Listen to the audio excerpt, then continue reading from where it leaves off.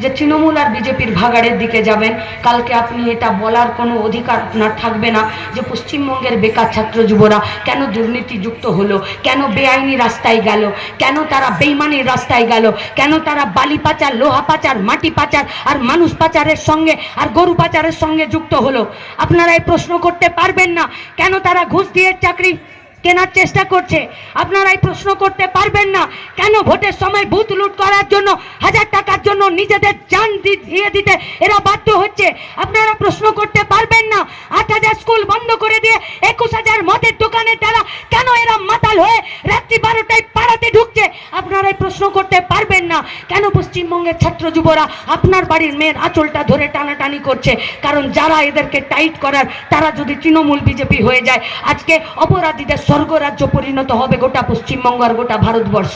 তাই আপনারা যদি চান পশ্চিমবঙ্গের এই প্রজন্ম, ভবিষ্যৎ প্রজন্ম মাথা উঁচু করে নিজের পায়ের নিচের জমি শক্ত করে একটা স্বচ্ছতার সাথে রোজগার করার জায়গা চাক, আপনি চান বা না চান আপনার রাস্তা বাম দিকে। আর কাস্তে হাতুড়ি তারা ইভিএম এর মেশিনে শীতল কৈবর্ত আর নীরব খানকে ওই দল বদলু দেশ বেচা এবং গোটা পশ্চিমবঙ্গটাকে দুর্নীতির কোলে ফেলে দেওয়ার বিরুদ্ধে সিদ্ধান্ত আপনাদেরকে নিতে হবে। তাই আমরা এসছি আপনাদের কাছে, বাঁচান আমাদেরকে, আমাদের পার্টিকে নয়, আমাদের বয়সী এই গোটা পশ্চিমবঙ্গের ছাত্র যুবদেরকে বাঁচান যারা একটা সৎ পথে রোজগারের জায়গা চাইছে।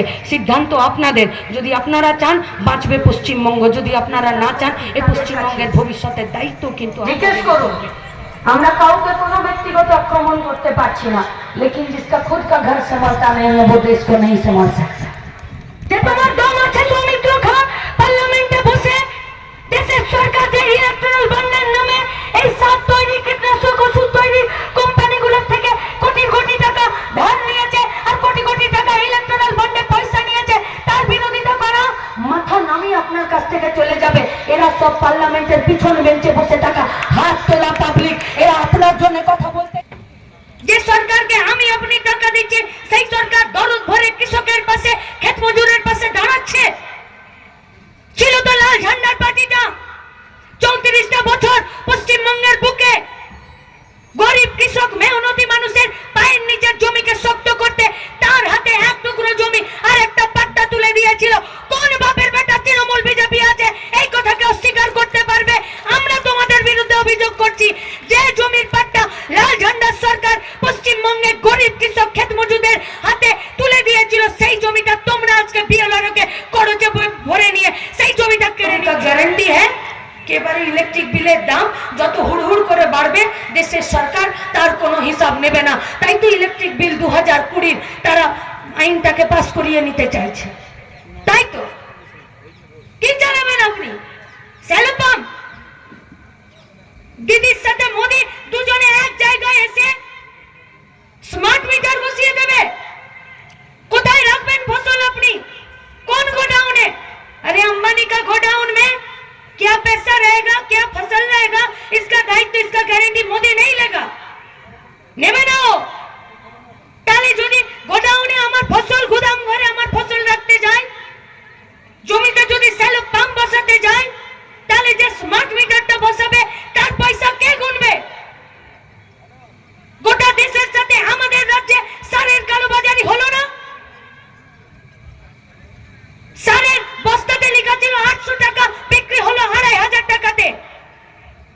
কাকে বলতে গেল? এই বর্ধমানের আশেপাশের সব জেলাগুলোতে যেগুলোতে সব থেকে বেশি কৃষকরা এখানে বসবাস করে ফসল ফলায় তারা। আমরা ছাত্র যুবরা কৃষক সভা পার্টি আমরা সবাই মিলে জেলা শাসকের দপ্তরে, জেলা পরিষদের কাছে, বিডিওর কাছে, পঞ্চায়েতের কাছে গেছি যে সারের কালোবাজারি বন্ধ করে দাও। বিডিও বলল আমি চোখে দেখতে পাচ্ছি না, ছানি হয়েছে, অপারেশন করা বাকি আছে। ডিয়ার লটারিতে অনুব্রতর মেয়ে কোটি টাকা কামিয়ে নিল আর 540 কোটি টাকা পিসি ভাইপো কামিয়ে নিল। আর গোটা পশ্চিমবঙ্গের মানুষকে আজকে লটারি বিক্রি করতে আর কিনতে তারা বাধ্য করছে। কি চাইছি আমরা? 100 দিনের কাজের টাকা দিতে হবে। গুগুর বাসা পঞ্চায়েতগুলো, তাই তো ওরা ভোটটাকে লুট করেছে পঞ্চায়েতে।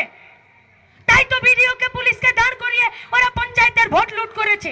তাই কারণ ওরা জানতো যে যদি লাল ঝান্ডা পঞ্চায়েতের ভেতরে, পঞ্চায়েত সমিতির ভেতরে আর জেলা পরিষদে থাকতো তাহলে ওদের বাপের দম ছিল না এই দুর্নীতির আড়ালে ওরা যাবে। আর আমরাও আপনাদেরকে বলতে চাইছি, মাননীয় মুখ্যমন্ত্রীর আঁচলের জোর এত বেশি হয়নি যে আপনাদেরকে বাঁচিয়ে নেবে।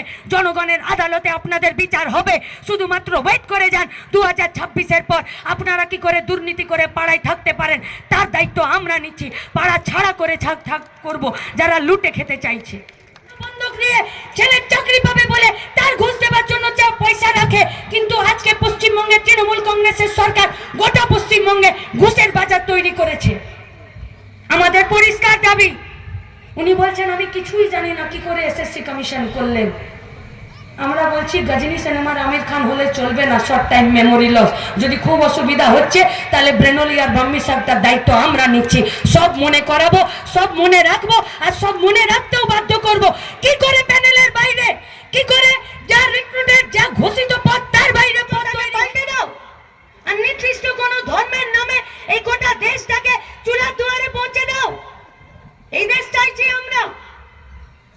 मोदी है तो मुमकिन है का मतलब क्या है? দুটো মাকে উলঙ্গ করে গোটা রাস্তায় মণিপুরের রাস্তা দিয়ে হাঁটানো, इसका नाम है मोदी है तो मुमकिन है? क्या मतलब होता है मोदी है तो मुमकिन है? বছরে 2 কোটি বেকার ছেলে মেয়েদের চাকরি, আর আজকে গোটা দেশের 80 কোটি মানুষকে রেশনের চাল দেবার কথা। 72 साल में 2 करोड़ बेरोजगारों का नौकरी देना। বছরে 2 কোটি মানে 10 বছরে 20 কোটি। 10 বছরে 20 কোটি মানে একটা পরিবারে যদি 4 জন হয় তাহলে 20 কোটি পরিবারে 80 কোটি মানুষ। 80 কোটি মানুষের কাউকে একজনকে জিজ্ঞেস করলে বলা যাবে এই বিজেপির বিরুদ্ধে। पहले पूछिए सवाल তৃণমূল পার্টি से, पूछिए सवाल। এত তো হেকড়ি মেরে ঘুরে বেড়ায় যে তোমরা আসলে বলো তো ভাই টিএমসি না বিজেপি, পরিষ্কার করে বলো তোমরা টিএমসি না বিজেপি। যদি তোমরা টিএমসি হও তাহলে নদিয়ার মুকুটমণি অধিকারীকে বিজেপির এমএলএ, এখনো পর্যন্ত 2 বছর ওর এমএলএশিপ আছে, ওকে কেন জোড়া ফুলে তুমি টিকিট দিলে? তুমি যদি টিএমসি হও তাহলে উত্তর দিনাজপুরের রায়গঞ্জের বিধায়ক কৃষ্ণ কল্যাণী, যে এখনো পর্যন্ত 2026 পর্যন্ত পদ্ম ফুলের বিধায়ক, তাকে কেন জোড়া ফুলের টিকিট দিলে? কীর্তি আজাদ ও তো ছিল বিজেপির, ওকে কেন তৃণমূলের জোড়া ফুলের টিকিট দিলে? আসানসোল লোকসভা কেন্দ্রের এমপি ফিরে ক্যান্ডিডেট হয়েছে শত্রুঘ্ন সিনহা 2013 সালে পার্লামেন্টে, 2003 সালে 4 সালে 5 সালে পার্লামেন্টে যে অটল বিহারী বাজপেয়ী সরকারটা চলছিল তখন পর্যন্ত নারী কল্যাণ এবং কালচারাল আর আর্ট ডিপার্টমেন্টের মন্ত্রী ছিল বিজেপির, তাকে তুমি তৃণমূলের টিকিট দিলে। কে লড়বে এদের বিরুদ্ধে? কে? ঘুষের রাজত্ব, দুর্নীতির রাজত্ব, সেই রাজত্ব জুড়ে আজকে গোটা পশ্চিমবঙ্গ জুড়ে এরা একটা জলঘোলা করতে চাইছে। আমি আমার কথাকে শেষ করব। শুধু আপনাদের কাছে আমাদের একটা দাবি, আমরা কি চাই? আমরা চাই গ্রামে যেমন 100 দিনের কাজ আছে, শহরেও 100 দিনের কাজ হোক। আমরা কি চাই?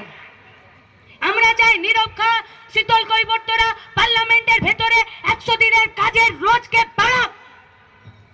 আমরা চাই এই 100 দিনের কাজটা 200 দিনের হোক। আমরা চাই গোটা পশ্চিমবঙ্গের মাটিতে ল অ্যান্ড অর্ডার প্রতিষ্ঠিত হোক। আমরা কি চাই? মিডিয়া থেকে শুরু করে পুলিশ, ভিডিও, তারা নিজেরা প্রত্যেকে নিরপেক্ষভাবে কাজ করুক। আমরা কি চাই? যত শূন্য পদ আছে সেই শূন্য পদগুলোতে যাতে ফিরে বহাল হয়। আমরা কি চাই? এনারা যারা ভোটে জিতবেন তাদের যে 5 বছরের 25 কোটি টাকা এমপি ল্যাডের টাকা হবে, তার মধ্যে 8 কোটি থেকে বেশি কোটি টাকার খরচ শুধুমাত্র মেয়েদের আত্মসুরক্ষা আর আত্মমর্যাদার জন্য, তাদের জন্য ব্যবহার হবে, তাদের জন্য। আজকে বিজেপির পার্টি বলছে যে যদি আমরা ভোটে জিতে যাই তাহলে 2টো বাচ্চার মা তোমাকে তুলে নিয়ে যাব। আর তৃণমূলের পার্টি বলছে লক্ষ্মীর ভাণ্ডার হাতে দিচ্ছি, মানে মানে রাত 12টায় পার্টি অফিস আসবি, ভোটে জেতা লক্ষ্মীর ভাণ্ডার দেওয়া আমার ইজ্জতের সওদা করা, আমাকে রাত বিরেতে পার্টি অফিসে ডেকে পাঠানোর লাইসেন্স পাওয়া, ভোটে জেতা মানে রাত বিরেতে ঘর থেকে আমাকে তুলে নিয়ে যাবার জন্য পুলিশের কোনো শাসন থাকবে না। কোথায় যাব আমরা? কি করব? মাইক্রো ফিন্যান্সের আন্ডারে বন্ধন ব্যাংক, কানাডা ব্যাংক যে 14% সুদে আমাদেরকে তারা গোষ্ঠী থেকে যে লোন নিচ্ছে, সেই লোনের উপরে যে তারা সুদ বসাচ্ছে, সেই সুদটা কে জমা করবে? সপ্তাহে সপ্তাহে আমাদের পায়ের নিচে যে জমি আছে সেই জমিটা কে শক্ত করবে? তাই আমরা চাইছি এক টুকরো রুটিতে নয়, মায়েরা, গোটা রুটির দাবিতে আমাদের আন্দোলন। আমরা ছুঁড়ে দেওয়া টুকরো রুটিতে বেঁচে থাকতে চাইছি না। নিজেদের পায়ের নিচের জমিটাকে শক্ত করে মাথা উঁচু করে বেঁচে থাকতে চাইছি। তাই নিজের রোজগারের জায়গা নিজেরা সুসম্মানে আর স্বচ্ছতার সাথে করতে চাইছি। এর বাইরে তো আমাদের কিছু নেই।